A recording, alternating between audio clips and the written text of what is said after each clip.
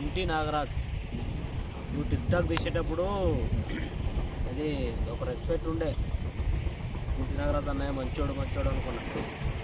అరే ఇంత కమర్షియల్ అయిపోయినావు ఎట్లా, అసలు నాకు ఇంత అర్థం కావట్లే. ఏదో ఒక సపోర్ట్, నువ్వు వచ్చింది ఒక ఇన్స్టాగ్రామ్ ద్వారా నువ్వు వచ్చినావు అంతే. ఇది ఒక సింపతితో, ఒక రైతున్న ఒక సింపతితో వచ్చినావు అంతే.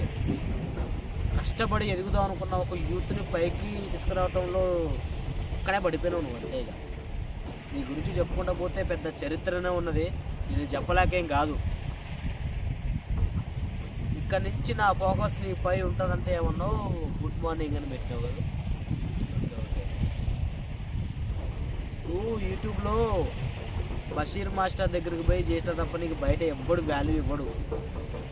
బషీర్ మాస్టర్ దగ్గరికి పోయి ఆ కామెడీ వీడియోలో ఇయ్యి గయ్యి చేసుకుంటావు కాబట్టి నీకు పేరున్నది అంతే తప్ప వేరేది ఏం లేదు నీకు యూట్యూబ్లో. వీనికి మళ్ళీ రెండు అకౌంట్లు యూట్యూబ్లో.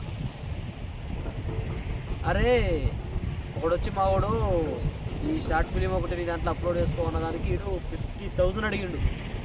బా ఇన్ఫ్లుయెన్సర్ రైతన్న 50,000 అడిగినావు.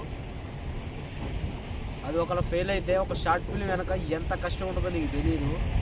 ఉంటే నువ్వు ఇట్లా మాట్లాడవు. వాళ్ళు వచ్చిన రెమ్యునేషన్ని సగం అంటే నీ యూట్యూబ్లో పెట్టిన దానికి నువ్వు సగం తీసేసుకొని సగం మాకు ఇచ్చేసి అని కూడా అన్నారు వాళ్ళు.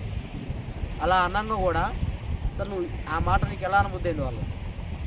ఇప్పుడు వాళ్ళ షార్ట్ ఫిలింని అసలు ఎవరి దాంట్లో ఒళ్ళు పెట్టుకోవాలి కూడా తెలియట్లేదు. బషీర్ మాస్టర్ దగ్గర పోదంటే బషీర్ మాస్టర్ ఏమో ఇంటర్వ్యూలని నేను ఆ మూవీ కొరియోగ్రాఫ్ చేసిన, ఈ మూవీ కొరియోగ్రాఫ్ చేసిన అని చెప్పి కూడా తిరుగుతుంది. అరే ఖమ్మంలో ఉండి మీరు ఏం బిగుతున్నారు నాకు అర్థం కావట్లేదు.